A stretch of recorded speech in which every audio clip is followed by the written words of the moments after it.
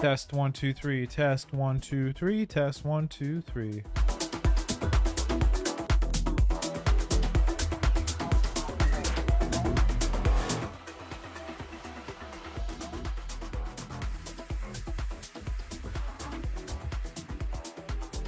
Test 1 2 3. Test 1 2 3. Test 1 2 3.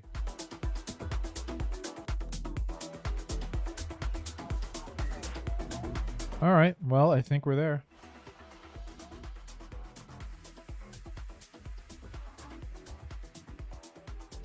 Test 1 2 3. Test 1 2 3. Test 1 2 3.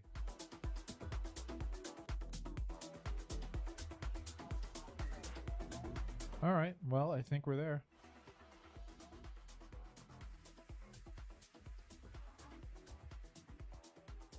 Test 1 2 3. Test 1 2.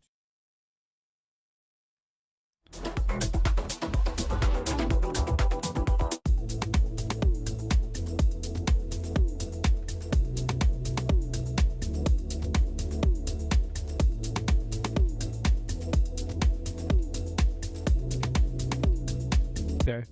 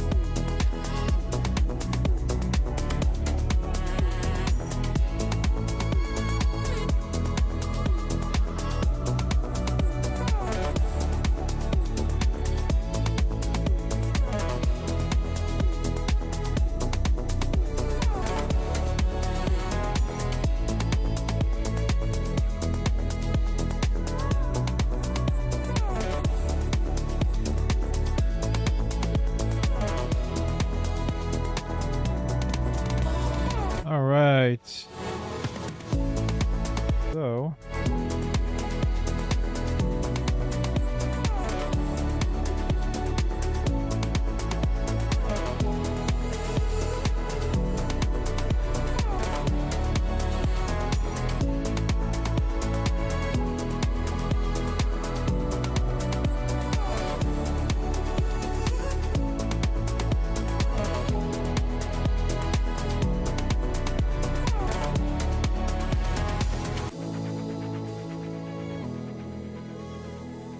What's up? What's up? What's up? What's up?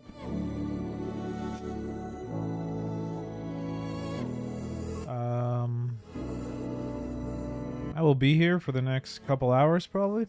Well, I feel like going to the gym. Maybe in like an hour. And yeah, let's just get some work done. I want to do some studies. There's obviously some very interesting stuff that's happening in the markets. We'll listen to some music, run some studies, and maybe get some more caffeine in before the gym.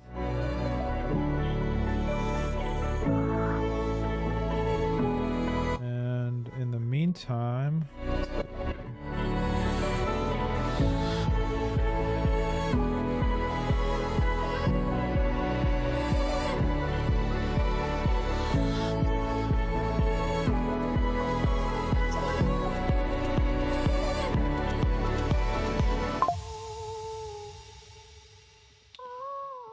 I just noticed my phone has 20% battery, so let's fix that.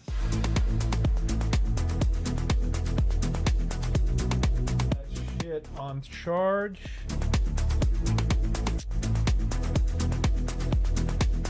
All right.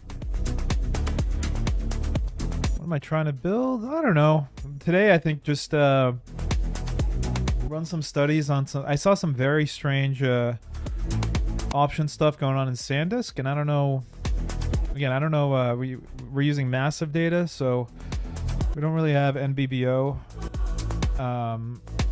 Who's the aggressor and who's really the the trader, but the volume is there. So I kind of want to investigate what happened in the SanDisk options, see if anything similar happened in the past. But you know, most of my work on building is building our internal dashboarding tools. It's actually right behind me, as you can see here. It's just that's just the watch list and stuff. But yeah, there's a bunch of dude. You can build anything. You wanna whatever the mind wants, they can freaking build these days. But yeah, let's start off first because this is my first time using the new OpenAI model, so I would like to run a few tests.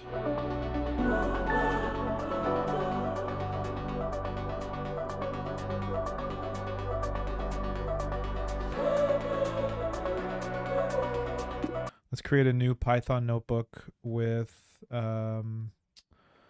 all the major movers for today. Let's do some basic analysis. Realize correlations to the market. Realize correlations to major factors. You can use the ETFs we've already done for Prism.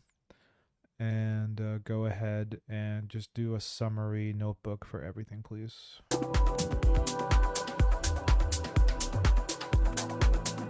All right, we'll see how that...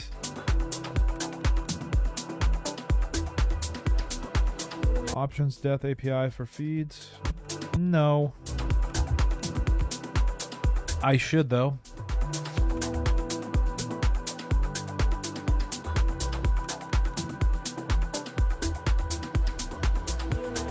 Are you using anything like that, by the way?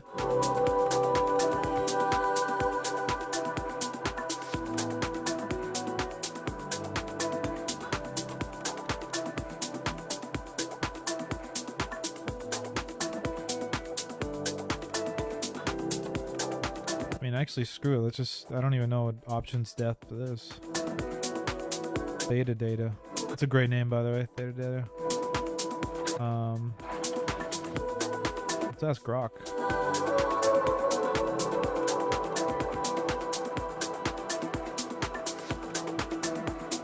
And does it have NBBO, actual trade level info?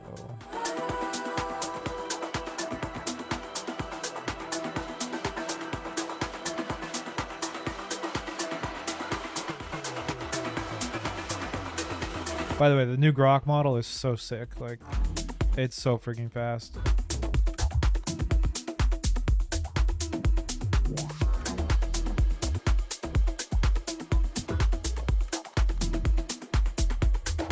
Options depth. See, here's the problem with what I'm reading. I mean, the GEX, the fucking positioning, the dealer bullshit, like, that's such a crock of, like, I don't know. It's a crock of shit to me. Everything just happens to be around round numbers too. Well, obviously, so then, you know, oh, all the dealer gammas at 700 SPY, and that's where we bounce. Well, is that why we bounce? I mean, the round number thing has been around since, you know, since the test of time, basically. So that's my only problem with it. I've been, you know, doing quant research for 10 years and I still can't, even with AI and machine learning and training models, I'm still having a hard time finding anything too useful. But maybe it's because I'm more focused on higher time frame moves. I'm not really trying to catch the stuff. Yeah, anything from the Merc is like stupid expensive. It's stupid expensive.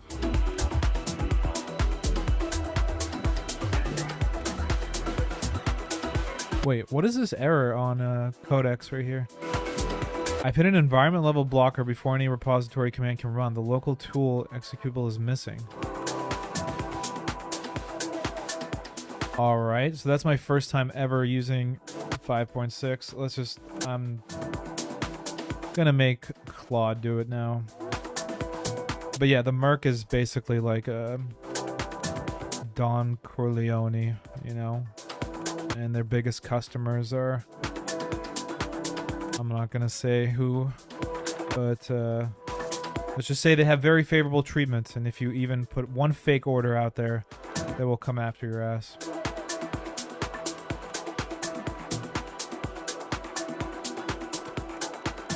Ah, the legendary wolf.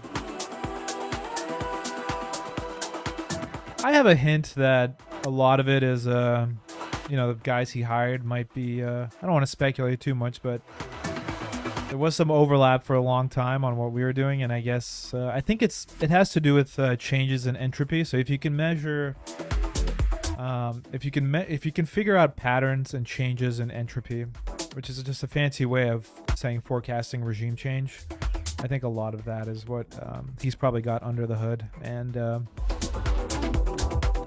I guess looking at how autocorrelative price bars are is a really good way to start. And having dynamic look-back periods as well.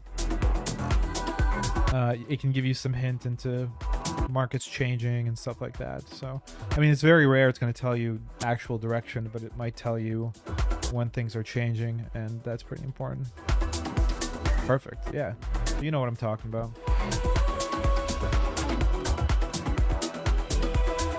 Alright, I'm trying to... It's still working.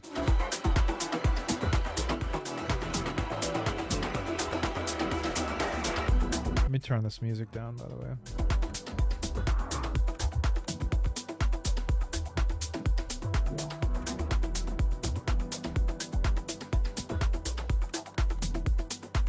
What do you usually trade, West Coast?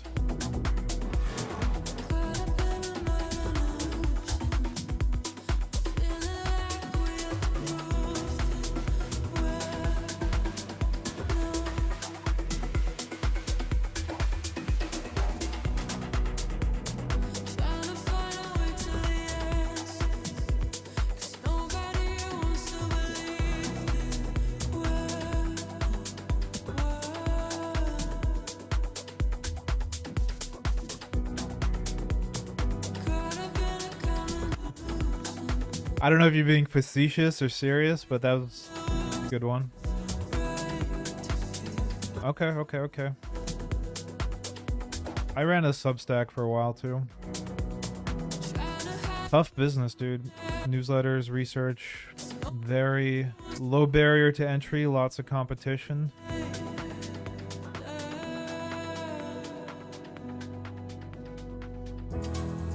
Sweet, dude. That's awesome.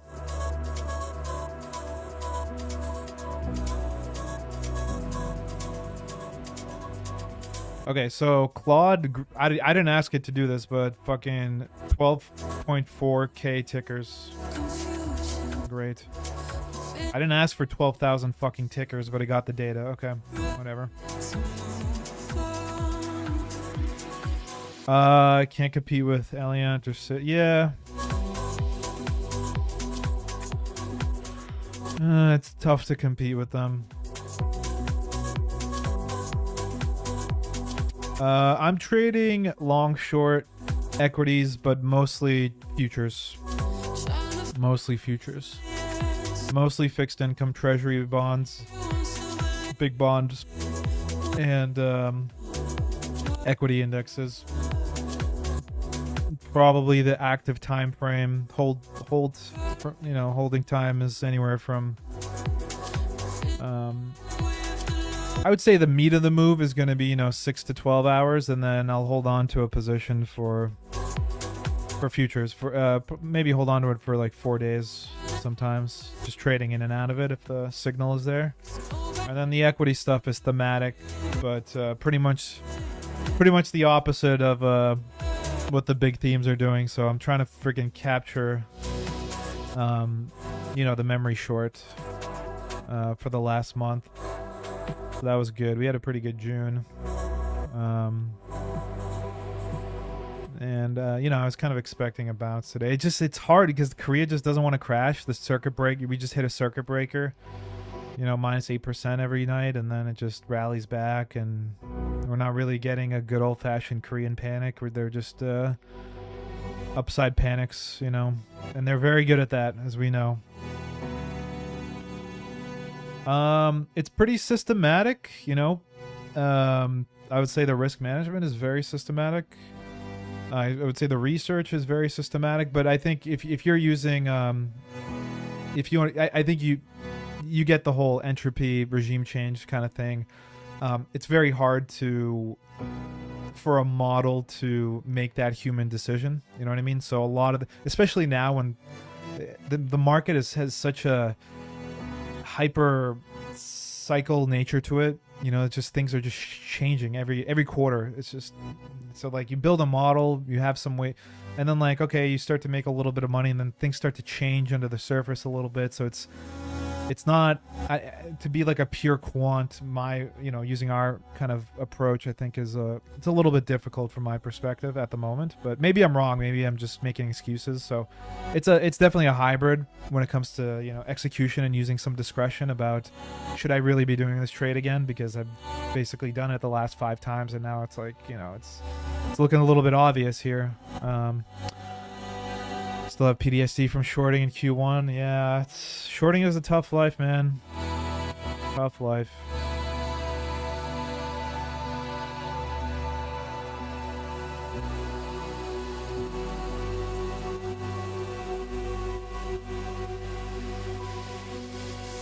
This Claude is still working.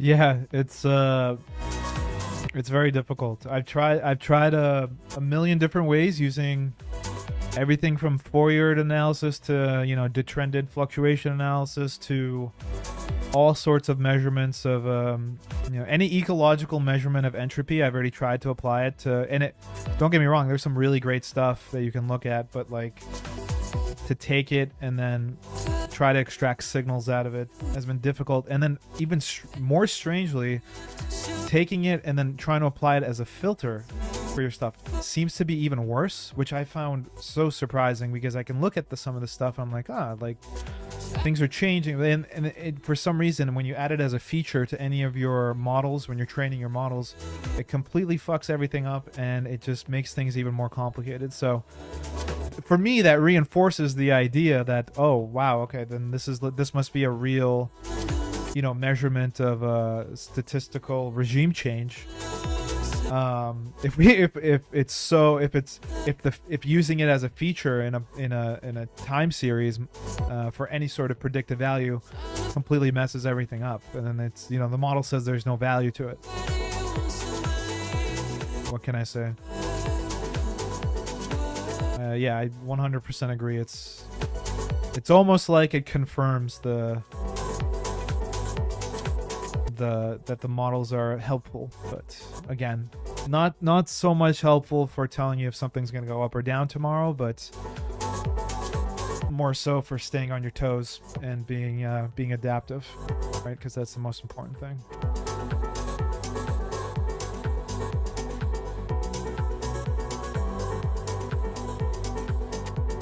Are you using any AI right now? Still waiting for this thing to finish, man.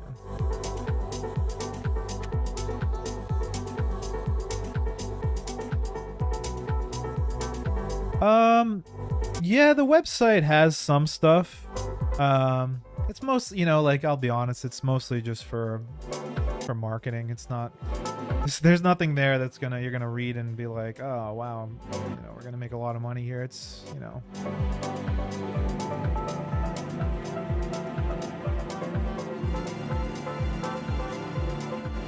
Claude, yeah.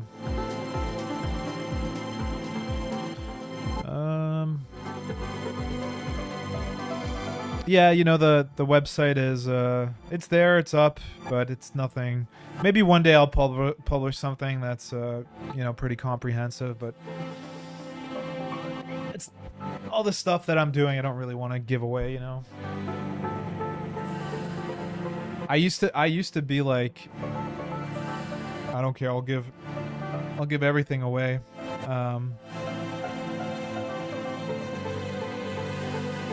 I've tried to integrate LangChain to introduce and just can do it. It's unfortunately one of those read the tea leaves. Yeah, it's crazy, right?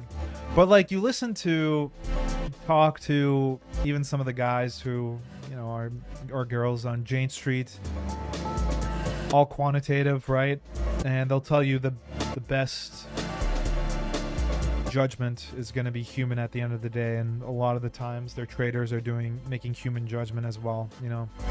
And so it is what it is.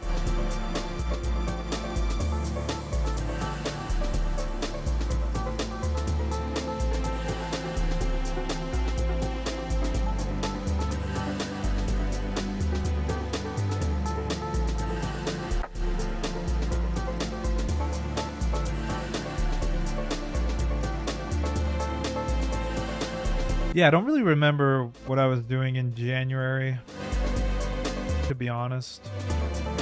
I usually just go skiing, and because it's the start of the year, and if nothing is too crazy, Just edit at the top.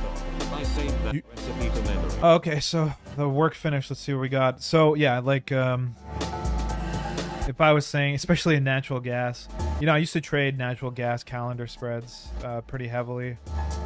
But I haven't done that in years. But it's a lot easier when you have when you lease a seat, because if it's multi-legged and let me just find the folder. The commissions, man, on some of these things are just insane. So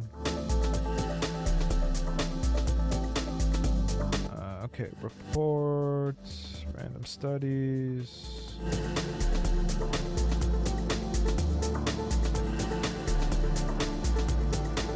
Let's open this sucker up and see what we got.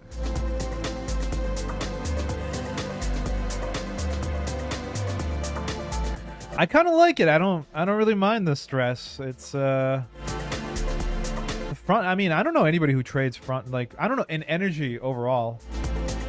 I don't know anybody who trades front month energy anything successfully. All the successful energy traders that I know usually are spreaders, especially in calendars, and they just wait for some event to happen, and then they're either riding up the vol in the front month or shorting the vol when things get overheated. So it's like the most silly thing to say, but that's like 90% of their strategy. It's funny. And I don't know why this thing won't load.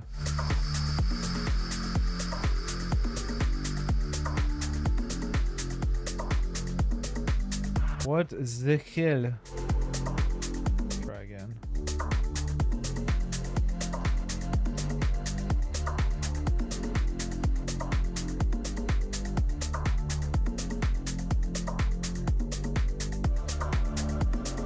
It's like a 1 megabyte file. What the fuck is going on here?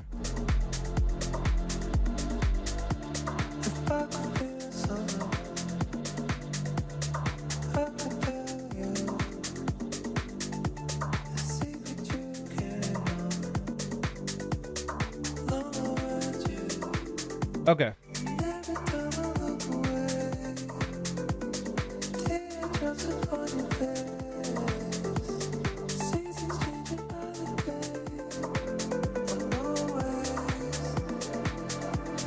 All right, so obviously we know what happened today. I mean, funny enough, was reading, he only touches NG when he has an edge. I was thinking he must have some sort of weather models. That seems wildly complex to me. I have no... Okay, so I'll tell you something. When I was working at a energy prop desk, the weatherman was making more than some of the traders. I'll say that.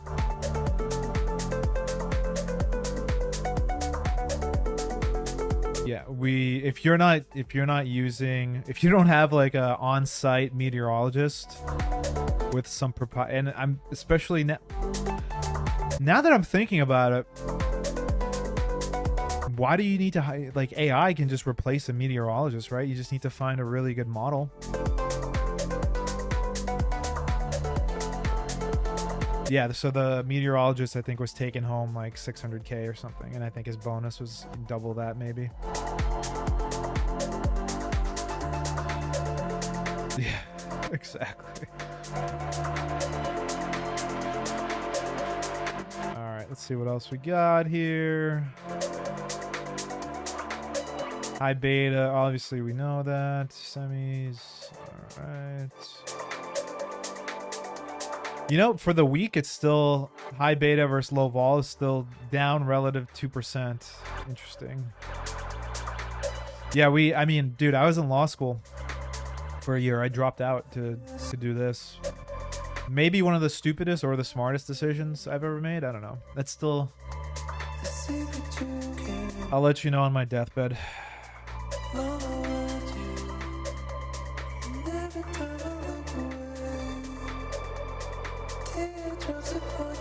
Forte Biosense. Okay, so a lot of these weird pharma names. CBRS, goddamn.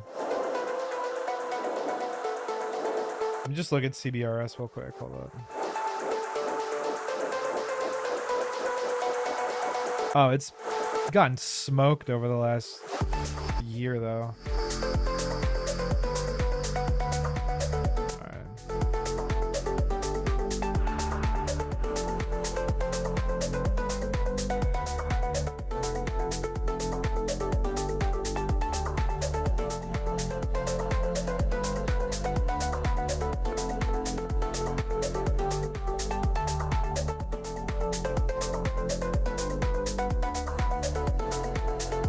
Yeah, I did the 15,000 ticker analysis here. I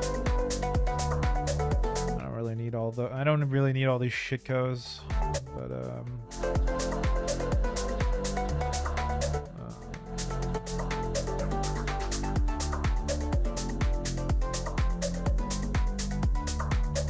that's interesting. I'm trying to figure out, what's really driving the markets, and obviously it's the fucking semis. Like I didn't need this chart to understand that. Have you looked into change point detection to determine if trending? I admittedly haven't. I'm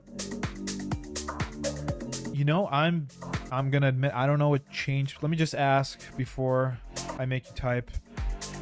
What is change point detection in the context of time series analysis or price analysis? Let's see what Grok says. Change point detection finds when a time series statistical behavior shifts, not just when... Okay, I mean... So, to answer your question, yes. But I'm usually trained, like I have a model that does this, but the entropy stuff never, like my whole thing is mean reversion. But it makes me think there are methods to detect when one has edge or not, like why 40 days, there's no, yes.